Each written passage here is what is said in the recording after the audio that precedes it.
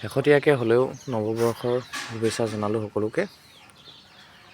আৰু আজি মোৰ ভিডিঅ'টো দেখা পাব দুটা পোৱালি। এটা এজনী F1ত আছিলে মাকজনী, পোৱালিটো F2ত আহিছে, চিৰহি F2। কালি জগিছে, আজি জুই টাপ দিছোঁ ৰাতিপুৱাই। আৰু এটা পৰহি দিলে লোকেলৰ লগত F1 চিৰহি, মাকজনী লোকেল, বাপেকটো চিৰহি।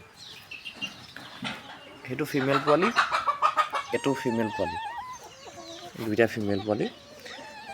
এতিয়া ছিংগুলকৈ দিছে যিহেতু সিহঁতৰ গ্ৰ'থটো ভাল হ'ব, গাখীৰ খাবলৈ অকলে পাব।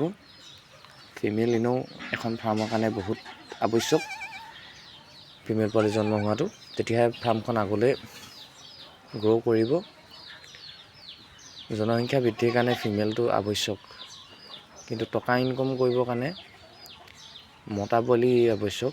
কিন্তু তাৰ প্ৰথমতে আৱশ্যক হ'ব আমাক ফিমেলখিনি, মাদাৰ ষ্টকটো বঢ়াবলৈ হ'লে আমাৰ ফিমেল পোৱালিটো দিয়াটো অতি আৱশ্যক। ধন্যবাদ।